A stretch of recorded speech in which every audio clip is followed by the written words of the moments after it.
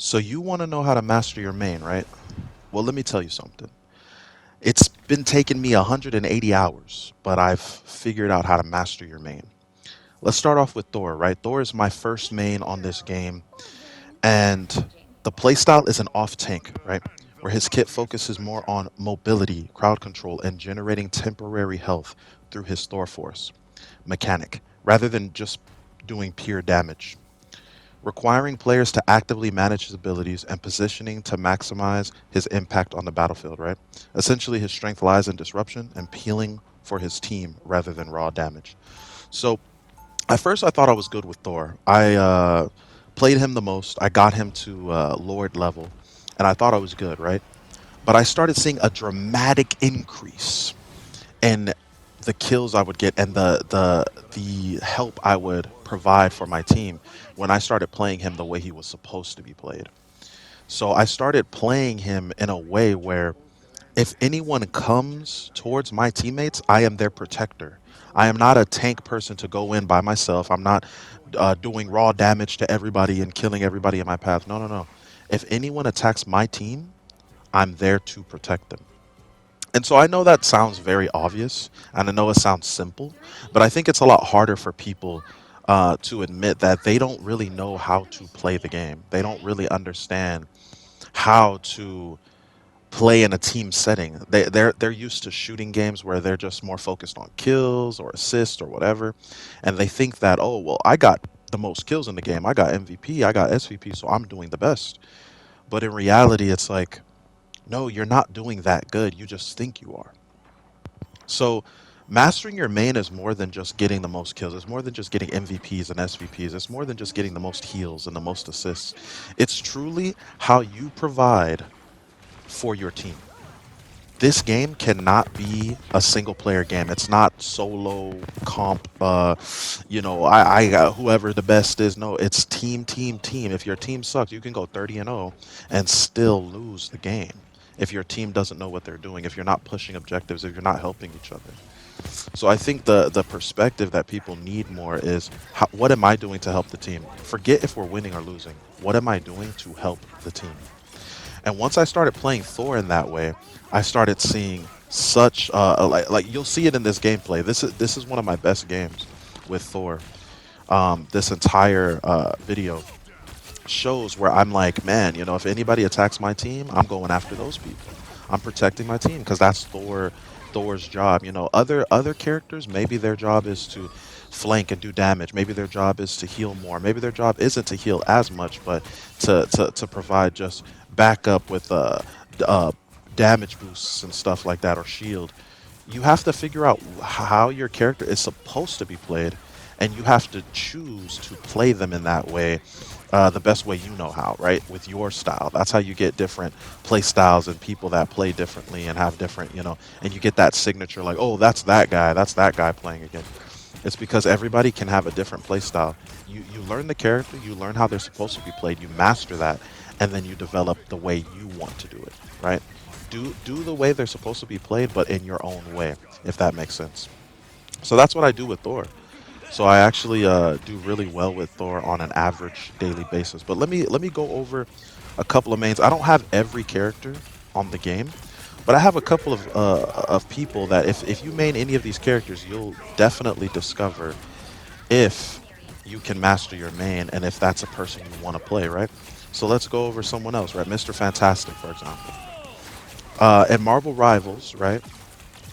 He has low direct damage compared to other characters because his playstyle heavily relies on manipulating the battlefield with his stretching abilities, absorbing damage, and pulling enemies together for focused attacks rather than just dealing high burst damage with single hits. Right? His strength comes from his utility and ability to control the fight, not raw damage output. If you keep trying to use Mr. Fantastic as just a raw damage output character, you will get smacked up.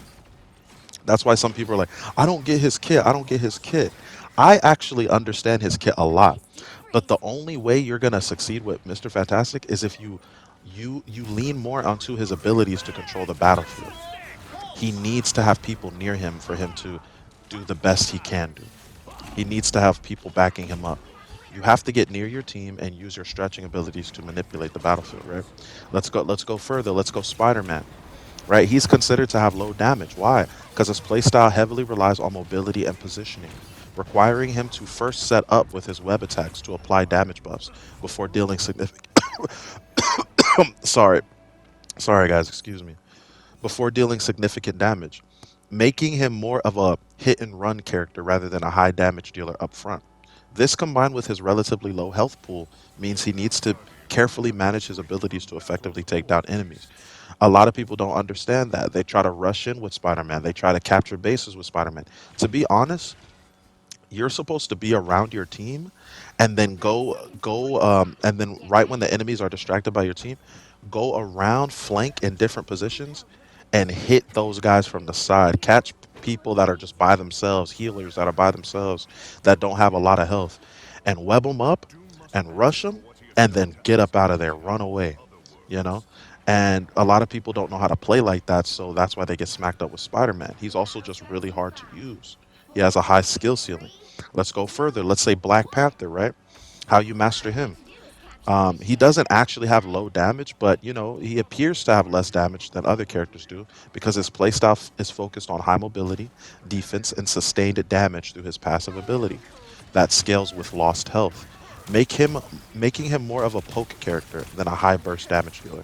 Essentially, his strength lies in his abilities to consistently apply pressure and chip away at opponents' health over time rather than delivering massive single hits. So you have to basically do chip damage with him. You have to apply like a lot of pressure and then get up out of there. A lot of people don't know how to do this, right? Let's go even further. Let's go to Invisible Woman, right? Invisible Woman.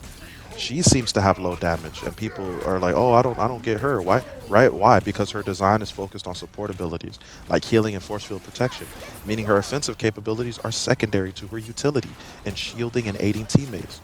Rather than directly dealing heavy damage to enemies with Invisible Woman, she's more of a utility character. Like heal people, give them shields, focus on that more than anything. Secondary is the damage dealing. After you've given enough health and shields and your team is overcoming an enemy, then do some extra damage to make that enemy die quicker. But don't just focus on extra damage, right? I see a lot of healers focusing on extra damage. This is why you don't master your main. Let's go further. If you're a Doctor Strange main or a group main, right? Doctor Strange damage primarily comes from uh, daggers of Denok, primary attack, right? Which builds up dark magic with each hit, allowing him to unleash a burst of area of affected damage with his Maelstrom of Madness ability. When the dark magic meter is full, uh, oh yeah. When it's full, he'll do the Maelstrom of Madness. Okay, so yeah, like if dark magic builds too high, he enters an anti-heal state where he cannot be healed by allies, right? So with Doctor Strange, the type of person he is, you just want to build up those meters. You want to get what you need to get, right? Let's go further. Let's go further. Groot and Marvel Rivals. Groot's primary damage, right? What is it? It's the source that comes from the. It's called Thorn Lash, and Thorn Lash walls, which deal damage to enemies standing near them. When Groot or his abilities, or his allies, sorry, attack nearby, allowing him to create high sustained damage by strategically placing multiple walls around opponents and constantly attacking within their range. This makes him a potent zone control character with high potential for consistent damage. So you need to have zone control. So basically, how you master your main is by simply choosing to play them the way they're supposed to be played in the highest way possible that you can do it. If everybody else, if they play him like this, cool. If they, don't listen to anybody saying, "Oh, play Thor like this. This is how you play Thor. These are the abilities you use." Cool, that's nice. But how is Thor meant to be played by the developers? How did they create him?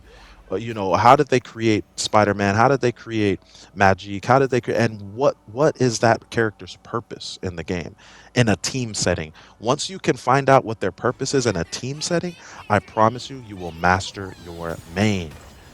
All right, that's about it. That's all I wanted to say, guys. Now listen, God bless you guys. I hope you guys have a good one. And just know that you too can master your main if you just figure out how to use them best in a team setting and what they were truly meant to be used for. All right, guys? All right. Peace, peace, peace, peace, peace.